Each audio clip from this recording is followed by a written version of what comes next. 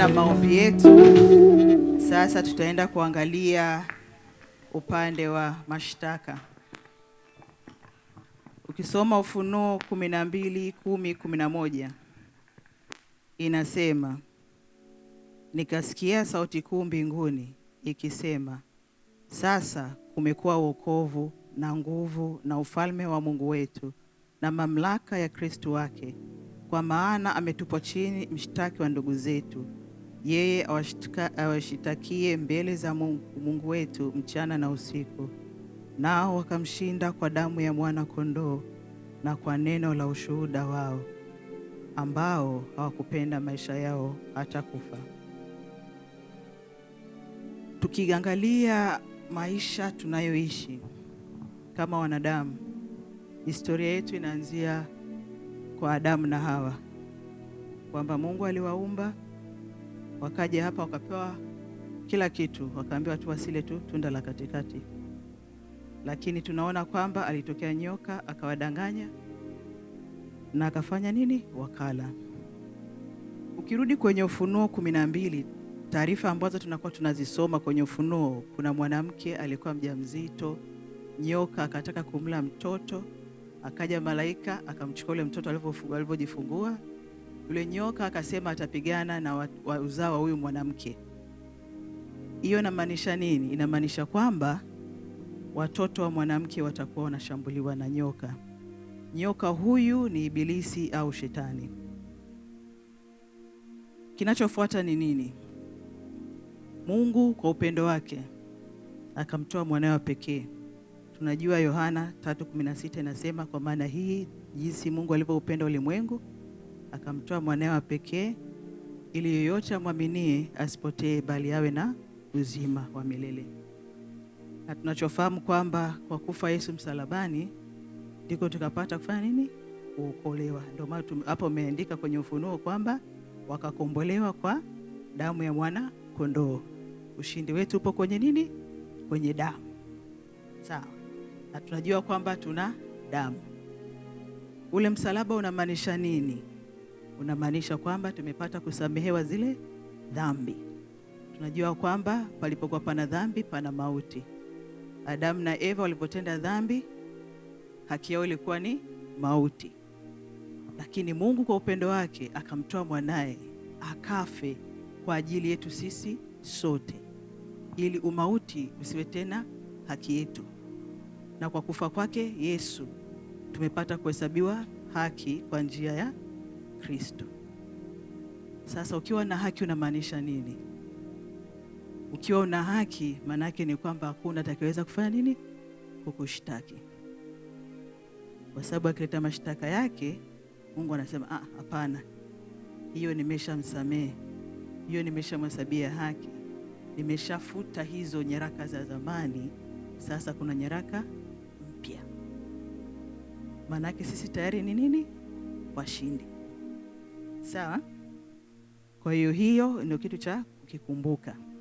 Hiyo utaisoma kwenye Wakolosai 2:13 inasema, na ninyi mlipokuwa mmekufa kwa sababu ya makosa yenu na kutokutahiriwa kwa miili yenu, aliwafanya hai pamoja naye, akiisha kutusamehe makosa yote, akiisha kuifuta ile hati iliyoandikwa ya kutushtaki kwa hukumu zake, iliyokuwa na uadui wetu, akaiondoa isiwepo tena, ikagongomewa msalabani. Kwa maana kwamba limekwisha. Tunajua Yesu alipokuwa msalabani akasema limekwisha. Maana yake kwamba masuala ya mashtaka yote yamekwisha. Sawa. Lakini kwa nini bado tunahangaika? Kwa sababu kama ingekuwa imeisha msalabani sasa hivi tulikuwa tunaishi tu kama tuko mbinguni.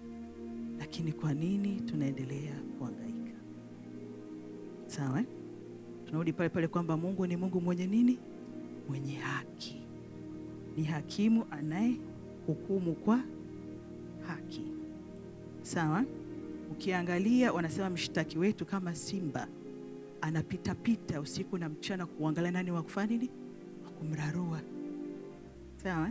Kwa maana yake kwamba hata sasa hivi yuko mahali anapita, maana sasa hivi ni usiku. Yaani usiku yupo, mchana yupo, halali. Anatafuta mtu wa kumrarua.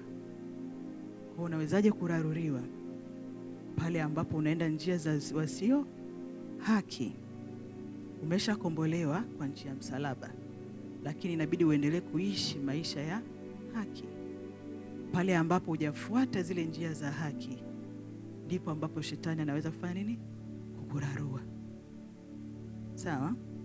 Kwa maana hiyo basi, tunatakiwa tufanye nini sisi? Ukiangalia nadhani Zaburi 1 na hata Yoshua aliambiwa, tafakari neno langu usiku na mchana. Kwa hiyo simba yeye usiku na mchana anakumendea, na wewe usiku na mchana unatafakari nini? Neno la Mungu. Ndio uzima wako, ndio mafanikio yako, ndio uhai wako. Sawa. Na tukirudi kwenye somo letu la watoto, kama mtumishi aliyetangulia alisema kwamba tunajua kwamba Ayubu alikuwa anatoa sadaka na kuombea watoto kila siku kwa zile dhambi ambazo wamezitenda. Sasa uzuri wa sisi, tunacho kila kitu. Sadaka yetu ni Kristo. Ibada yetu ni nini? Kristo, kwa sababu ndio neno la uzima. Kwa tayari tuna kila kitu. Tuna damu, tuna sadaka, tuna neno la ushindi. Sawa? Lakini kuna kitu ambacho nadhani tukiangalie. Wakati Yesu alipokuwa anakaribia kwenda kuelekea msalaba, ukiangalia Luka 22:31-32, Yesu anasema, akasema, Simoni, Simoni, tazama, Shetani amewatawanya ninyi apate kuwapepeta kama vile ngano. Lakini nimekuombea wewe ili imani yako isitindike, nawe utakapoongoka waimarishe ndugu zako. Tunaongelea wale mitume ambao walikuwa wako na Yesu siku zote, usiku mchana na kila kitu. Lakini bado mshtaki alienda kushtaki, akaomba afanye nini? Awapepete. Kwa hiyo Kristo wetu sisi, kumpenda Kristo na kumuishi Kristo, haimaanishi kwamba mashitaka hayataenda, yataenda. Na tutusaidia ni kwamba kuna mtu kula kututetea kwamba usiruhusu wapepetwe. Lakini cha kujifunza, sio wote waliombewa. Aliombewa mmoja, ili huyu mmoja imani yake isipotetereka awasaidie na wengine. Kwa maana kwamba inawezekana wewe ndio kama mmoja katika familia yenu, inawezekana wewe ndio mmoja sijui katika kazini kwako, kwenye biashara yenu. Wewe ndio ule mmoja ambaye mkipepetwa wote utaomewa wewe. Ili wenzako wakati wanapepeteka, wewe ndio unawasaidia kutoka. Sawa? Sasa hii ni kitu cha kutafakari kila siku. Na tunafahamu kwamba neno la Mungu linaishi kila siku. Tukiwa na uelewa kwamba hata mshtaki wetu yupo kila siku. Kwa anasema kwamba mwenye haki hataki kuomba kwa kuchoka, si ndio? Unatakiwa uombe bila kuchoka, unatakiwa uombe kwa bidii. Sawa? Na ndio maana wanasema kwamba Mungu hapendi mtendakazi wake atende kazi kwa uvivu, kwa sababu sio rahisi.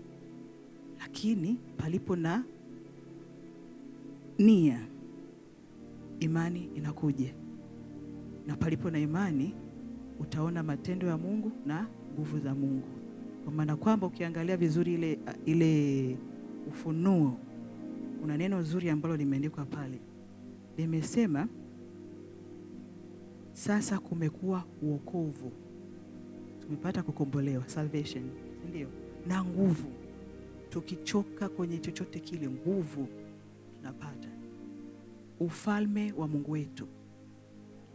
Maanake kwamba tunafahamu kwamba tupo kwenye ufalme wa Mungu, na sisi ndio maana tunaitwa nini?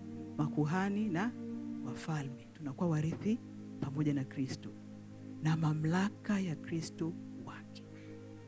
Ndio maana tunasema jina la Yesu ni jina ambalo linasimama mbinguni, duniani mpaka chini. Hakuna kilichokuwa kikubwa zaidi ya jina la Yesu. Kwa hiyo tuna kila kitu. Sasa basi, haya mambo ukiangalia mengi ni ulimwengu wa roho tunasema, lakini ni yapo kwenye ulimwengu wa mwili, kwa sababu Yesu tunamuita hapa hapa duniani, tunaombeana hapa hapa duniani, na tunaona matendo ya Mungu hapa hapa duniani. Ambacho cha kutafakari labda ni kwa nini shetani anahangaika sana na sisi. Chukulia yeye ndio yule ambaye alikuwa anaimba, Yesu ndio alikuwa anaimba. Kwa hiyo alivyokosa, alivyotupwa, Mungu akamuumba mwanadamu. Kazi yetu sisi ni kufanya nini? Kuimba. Na ndio maana tuko hapa tunafanya nini? Tunaimba. Na wanasema kwamba ukiimba Mungu anashuka mwenye kufuata utukufu wake, kwa sababu ndio anapenda. Palipo na nyimbo pana utukufu na pana yeye. Lazima shetani akasirike. Na ndio maana anajitafakari kwamba mwanadamu ni kitu gani mpaka Mungu amemfanya kidogo chini ya nini, malaika chini ya Mungu. Maana yake yuko juu ya malaika lakini chini ya Mungu, yuko hapa katikati. Lazima atakasirika. Kwa shetani anaangalia hao wamefanya nini? Wamependelewa. Lakini hapo Mungu anaashiria kuonyesha nini? Huo ndio upendo. Hivi ndivyo ninavyowapenda. Ukishapata uelewa huo sasa, hakuna kitu kitakachokuwa kigumu kwa Mungu wako. Mtoto anasumbua, mtoto anaumwa, mtoto afanikiwi, upati uzao, haijalishi.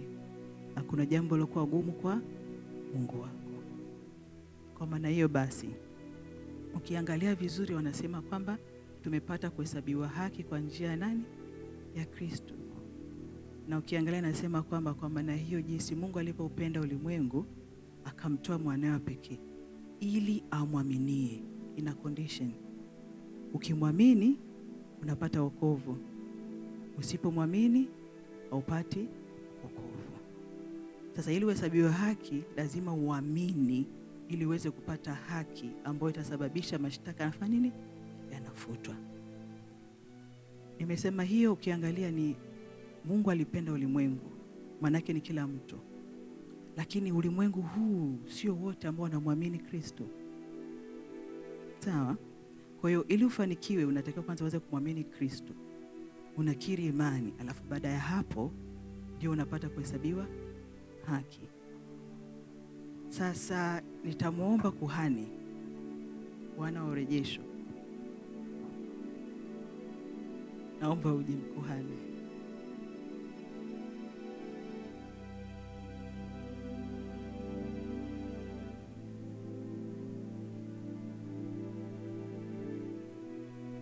Nitaomba kuhani atuongoze wote ukiri wa Kristo.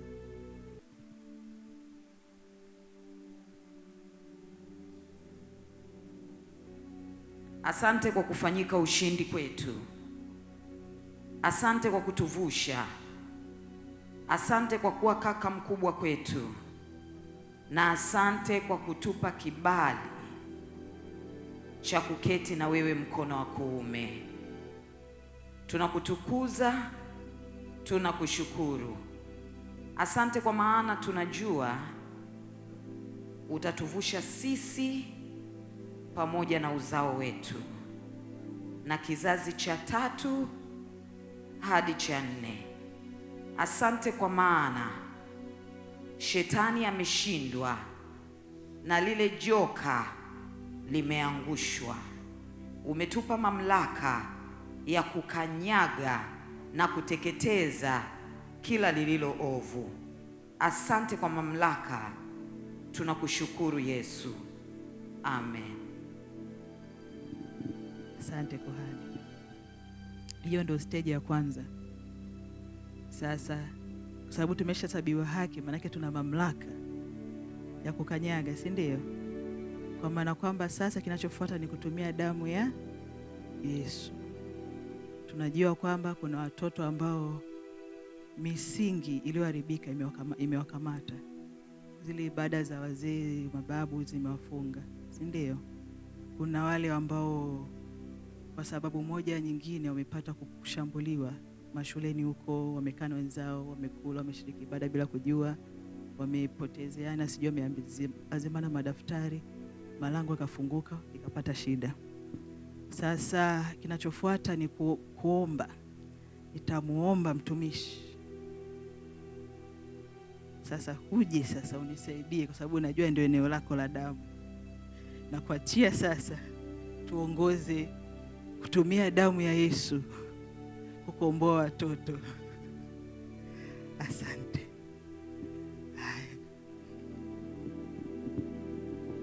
Bwana Yesu asifiwe. Haya ni maombi ambayo yanahitaji imani. Weka imani tu kwamba nitakapoachilia damu ya Yesu, nina uhakika hiyo damu ya Yesu inaenda kufanya kitu. Ukisoma kwenye kitabu cha Waebrania anasema, na Yesu mjumbe wa agano jipya kwa damu ya kunyunyiza. Damu ya Yesu unaweza ukainyunyiza, lakini damu ya Yesu unaweza ukapaka. Damu ya Yesu unaweza ukamwaga. Bwana Yesu asifiwe. Damu ya Yesu unaweza ukafanya vitu vingi, hivyo vitatu tu, kwamba ninaweza nikanyunyiza, au ninaweza nikapaka, ninaweza nikamwaga. Kwamba shuleni au nyumbani au mtoto haelewi, basi nitapaka kwenye ufahamu wake, nitanyunyiza.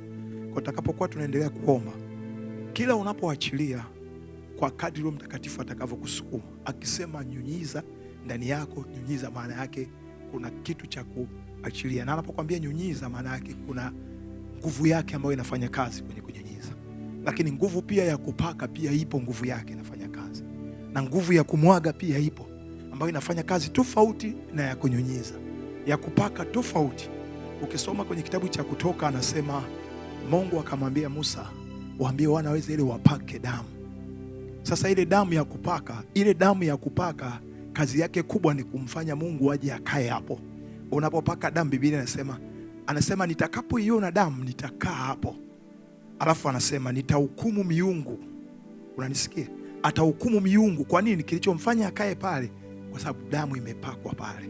Kwa damu ya kupaka inaweza kumfanya Mungu akae hapo. Bwana Yesu asifiwe. Damu ya kunyunyiza pia na yenyewe ina uponyaji wake. Damu ya kumwaga ina uponyaji wake. Kwa tunapoenda kumwambia Mungu, kadri Roho Mtakatifu atakapokuwa anakusukuma, ukiona Roho Mtakatifu amekungangania mahali pamoja, usiondoke. Yawezekana hapo ndio mizizi ya jambo kubwa ambalo limetapakaa kwenye maisha ya watoto au vitu mbalimbali ambavyo tunaviona. Na mara nyingi Mungu anapokupa mzigo, kwa sababu anakuwa amekuamini. Na ukiona Mungu amekuachia mpaka saizi upo, maana yake amekuamini wewe. Bwana Yesu asifiwe. Usije ukawaza kwamba fulani angekuwepo. Mungu alikuwa anajua kabisa huyo fulani akimwamini atalala usingizi hapo, lakini amekuamini wewe haujalala. Bwana Yesu asifiwe. Kwa hiyo usimwangushe Mungu. Siku moja Mungu aliniambia hivi, akasema, Mwangosi, usiniangushe, nimewakabidhi nchi, nimekukabidhi nchi. Sasa nikamwambia Mungu ananikabidhi, akaniambia ukiniangusha nchi inakusubiri wewe. Kwa ndivyo Mungu alivyo, yani Mungu amekuamini wewe. Ukimwangusha, maana yake hao watoto ambao Mungu amekupa dhamana ya wewe kuwaombea, Mungu atakudai wewe. Bwana Yesu asifiwe. Sio lazima wawe watoto wa kwako. Biblia inasema hata watoto wengine. Amen. Biblia inasema Ayubu alipokuwa akiwaombea wengine, Mungu akaondoa uteka. Kwa utakapoenda kumwambia Mungu, achilia damu ya Yesu, kama ni kunyunyiza, nyunyiza, kupaka, paka, mwaga. Amen. Hakikisha unafanya kwa imani. Mungu anasema jambo lolote ukilifanya pasipo imani umefanya dhambi. Ndivyo Biblia inavyosema. Amen.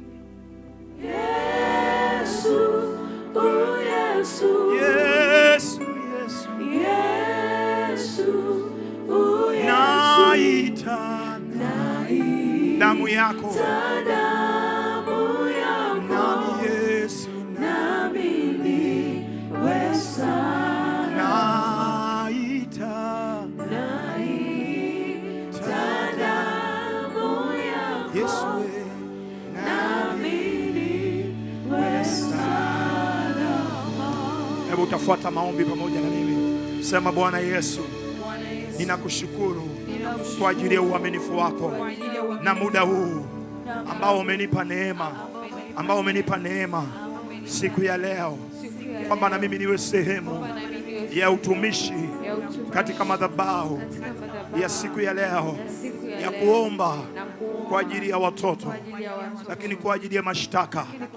Na mimi nimesogea na ninaomba Yesu, unipe neema ya kuomba. Roho Mtakatifu, ninaomba achilia ndani yangu roho ya neema na maombi isiyokatika, ili napoingia mbele zako niwe na ujasiri kuchukua damu ya Yesu na kuitumia damu ya Yesu ili kulipa yale mashtaka.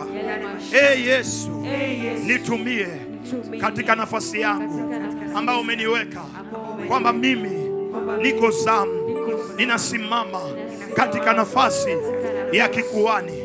Mimi ni kuhani, sasa ni kuhani. Mimi ni kuhani, sasa ni kuhani. Kama ilivyokuwa kuhani alipokuwa akiingia patakatifu, kabla hajaingia patakatifu anajitakasa yeye, anatakasa watu, anatakasa kuta, anatakasa na malango.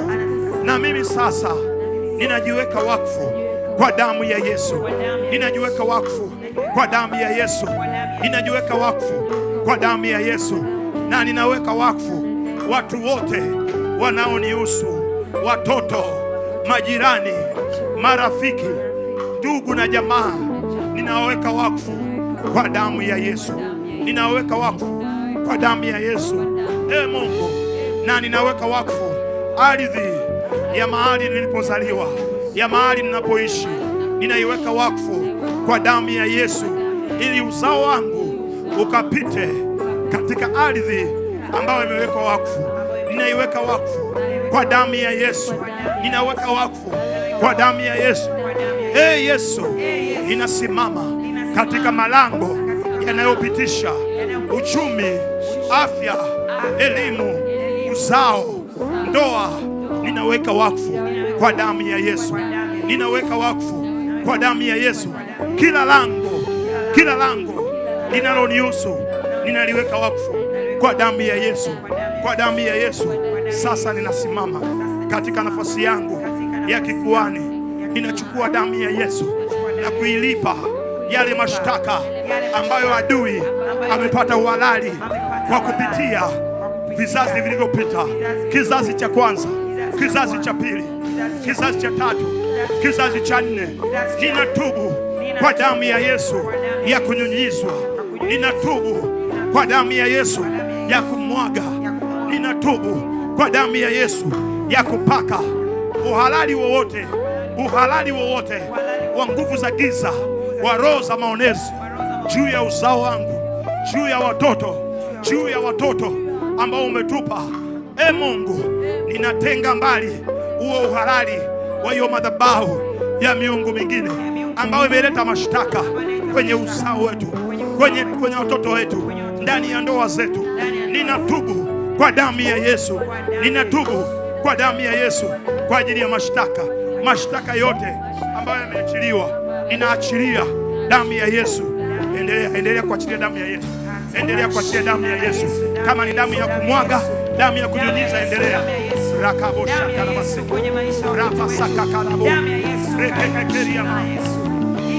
Yes. Endelea kuachilia damu ya Yesu juu ya uzao, juu ya watoto. Kuna watu wengine wanasumbuka kupata watoto, achilia damu ya Yesu. Wengine watoto wanasumbua, achilia damu ya Yesu. Kama ni ya kumwaga, kama ni ya kunyunyiza, kama ni ya kupaka, achilia damu ya Yesu. Rabo shakarabasaka rekeke kabasaka rabo shandarabasika. Damu ya Yesu ya kunyunyiza, damu ya Yesu ya kunyunyiza, damu ya Yesu ya kunyunyiza, kulipa mashtaka, kufuta mashtaka yote juu ya watoto, mashtaka yote juu ya watoto. Damu ya Yesu ya kunyunyiza, damu ya Yesu ya kunyunyiza, damu ya Yesu ya kupaka, damu ya Yesu ya kunyunyiza, damu ya Yesu ya kupaka. Rabo shakaramasaka rebasaka karamasiki rakakabosiki juu ya watoto, juu ya watoto wote, watoto wote katika malango yao. Rakaboshandarabasiki, mashtaka katika malango, mashtaka katika elimu, mashtaka katika afya. Damu ya Yesu ya kunyunyiza, damu ya Yesu ya kupaka. Rabo shakarabasiki. Endelea kwenye afya zao, damu ya Yesu, katika jina la Yesu, damu ya Yesu kwenye masomo yao, wakisoma wakaelewe, katika jina la Yesu, wale watoto waliowasumbufu, damu ya Yesu, damu ya Yesu ya kunyunyiza katika jina la Yesu. Damu ya Yesu, damu ya Yesu. Endelea kuachilia damu ya Yesu. Damu ya Yesu. Damu ya Yesu kwenye kila engo ya maisha yao. Damu ya Yesu kwenye kila wanachokifanya. Damu ya Yesu kwenye tabia zao. Damu ya Yesu kwenye matendo yao. Damu ya Yesu, damu ya Yesu. Katika jina la Yesu. Damu ya Yesu, damu ya Yesu kwa watoto wetu. Damu ya Yesu kwenye maisha ya kila siku. Damu ya Yesu, damu ya Yesu kwenye afya zao. Endelea kuachilia damu ya Yesu juu ya malango yote, malango ya afya, malango ya afya, malango ya afya za watoto, malango ya afya za watoto. Ndio, damu ya Yesu. Kama ni kupaka paka, kama ni kunyunyiza nyunyiza, kama ni kumwaga mwaga.